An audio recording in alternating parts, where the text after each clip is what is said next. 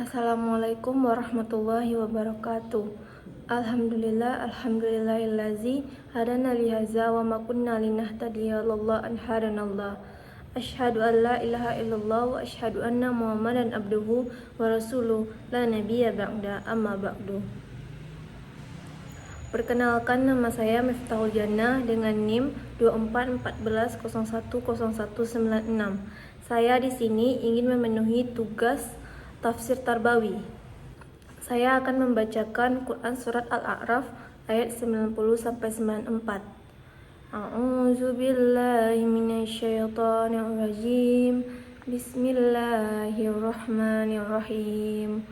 Wa qalal mala'u allazina kafaru min qaumihi la ini atba'tum syu'aiban innakum idzal laqasir fa aqazathumur rajfatu fa asbahu fi darihim jasimin allazina kazzabu syu'ayyan ka lam ya'nau fiha allazina kazzabu syu'ayyan kanu humul khasirin fatawallan anhum wa qala yan qaumin laqad ablaqtukum risalati rabbi wa nasahtu lakum fakaifa asa ala qaumin kafirin. Wa ma arsalna fi qaryatin min nabiyyin illan akhazna ahlaha bil ba'sa'i wal dharra'i la'allahum yazzarun. Baik, saya akan membacakan arti perkataannya. Waqala, dan berkata, almakum, para pemuka, allazina, orang-orang yang kafaru, kafir, min, dari, kaumnya, lain, sungguh jika, ataba'tum, kalian mengikuti, syu'aiban, syu'aib, innakum, sesungguhnya kalian, izan, ketika itu, laqasirun, benar-benar orang yang rugi. Fa'aqazatuhum, maka menimpa mereka arrajfatu, gempa yang dahsyat.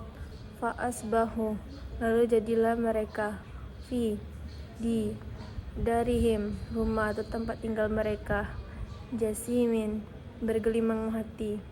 Allazina, orang-orang yang kazzabu, mendustakan, syu'ayyan, syu'aib, ka'an, seakan-akan, lam, tidak, tinggal, yaknu, di dalamnya, fiha, orang-orang yang allazina, mendustakan, kazzabu, syu'aiban, syu'aib, kanu, mereka adalah, humu, mereka, al-qasirin, orang-orang yang rugi.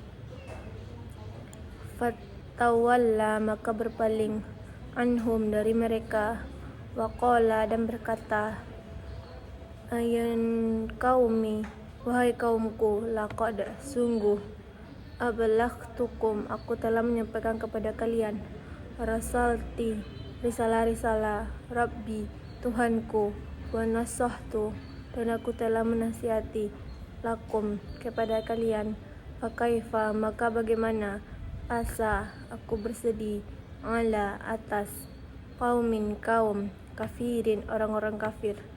Wa ma, dan tidak, arsalna, kami mengutus, fi, di, qaryatin, suatu negeri, min, dari, nabi, seorang nabi, illa, melainkan, aqazna, kami timpakan, ahlaha, penduduknya, bil ba'sa, dengan kesempitan, wa zarra'a, dan penderitaan, la'allahum, agar mereka, yazurru'un, merendahkan diri atau berdoa.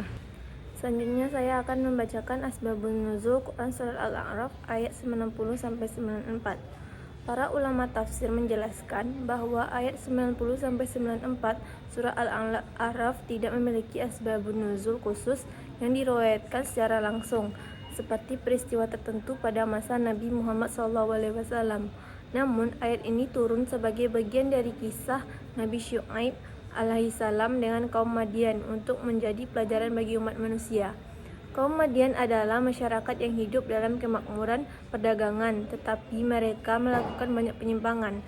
Mereka curang dalam timbangan dan takaran, merampas hak orang lain, serta menolak ajaran tauhid yang dibawa Nabi Syuaib alaihissalam. Para pemimpin dan pembesar kaum juga mempengaruhi masyarakat agar tidak mengikuti Nabi Syuaib dengan mengatakan bahwa mengikuti beliau hanya akan membawa kerugian, karena mereka terus mendustakan Nabi dan tetap berbuat zalim. Setelah diberi nasihat dan peringatan, Allah menurunkan azab berupa gempa yang dahsyat hingga mereka binasa. Ayat 94 menjelaskan sunatullah bahwa Allah sering memberi cobaan berupa kesempitan dan penderitaan kepada suatu kaum agar mereka sadar, merendahkan diri, dan kembali kepadanya. Menurut para mufassir seperti Ibnu Katsir dan At-Tabari, kisah ini juga menjadi peringatan bagi kaum musyrik Quraisy pada masa Nabi Muhammad SAW agar tidak mengulangi kesalahan umat-umat terdahulu yang menolak para rasul. Baik, saya akan membacakan penafsiran para mufassir Quran Al-A'raf ayat 90-94. Yang pertama ada tafsir Ibnu Katsir. Ibnu Katsir menjelaskan bahwa kisah Nabi Syuaib alaihissalam menggambarkan penolakan kaum Madian terhadap dakwah tauhid dan ajaran untuk berlaku jujur dalam perdagangan. Para pemimpin kaum sengaja mempengaruhi masyarakat agar tidak mengikuti Nabi Syuaib karena takut kehilangan kekuasaan dan keuntungan duniawi. Mereka menganggap mengikuti Nabi akan membawa kerugian, padahal kerugian yang sebenarnya adalah mendustakan ajaran Allah. Karena mereka terus membangkang setelah diberi nasihat dan peringatan, Allah menurunkan azab berupa gempa yang menghancurkan mereka. Menurut Ibnu Katsir, ayat ini juga menunjukkan bahwa seorang nabi telah menunaikan tugasnya ketika ia sudah menyampaikan risalah dan memberi nasihat dengan benar. Selanjutnya ada tafsir At-Tabari. At-Tabari menerangkan bahwa kaum Madian memiliki sifat sombong dan keras kepala. Mereka menolak dakwah Nabi Syuaib serta tetap melakukan kecurangan dalam muamalah. Para pembesar kaum menggunakan pengaruh mereka untuk menghalangi masyarakat dari kebenaran. Tabari juga menjelaskan bahwa kehancuran mereka menjadi bukti nyata kekuasaan Allah terhadap orang-orang yang ingkar. Beliau juga menafsirkan bahwa ujian berupa kesempitan dan penderitaan yang Allah berikan kepada suatu kaum bertujuan agar mereka merendahkan diri dan kembali kepada Allah sebelum datang hukuman yang lebih berat. Selanjutnya ada tafsir Al-Misbah atau dari Quraisy Shihab. Quraisy Shihab menjelaskan bahwa ayat ini menggambarkan perilaku kelompok elit yang sering mempertahankan kepentingan pribadi dengan menolak perubahan menuju kebaikan. Mereka menyesatkan masyarakat melalui ancaman dan propaganda agar orang-orang takut mengikuti ajaran Nabi. Terakhir ada tafsir Al-Qurtubi. Al-Qurtubi menjelaskan bahwa dosa kaum Nabi Syuaib bukan hanya kesyirikan, tetapi juga kerusakan sosial dan ekonomi seperti mengurangi timbangan, menipu dalam perdagangan, dan merampas hak orang lain. Karena itu, azab yang mereka terima menjadi pembelajaran bagi manusia agar menjaga kejujuran dan keadilan dalam kehidupan bermasyarakat. Selanjutnya saya akan membacakan poin pendidikan Quran Surah Al-A'raf ayat 90-94. Pertama, pentingnya mempertahankan kebenaran. Seorang muslim harus tetap berpegang pada kebenaran walaupun mendapat tekanan atau ancaman dari orang lain. Yang kedua, ada bahaya pengaruh pemimpin yang buruk. Pemimpin yang hanya mementingkan kekuasaan dapat menyesatkan masyarakat dan menjauhkan mereka dari ajaran yang benar. Yang ketiga, ada kejujuran dalam muamalah. Islam mengajarkan kejujuran dalam berdagang, menimbang, dan berinteraksi dengan orang lain. Kecurangan dapat merusak kehidupan masyarakat. Yang keempat, larangan sombong dan keras kepala.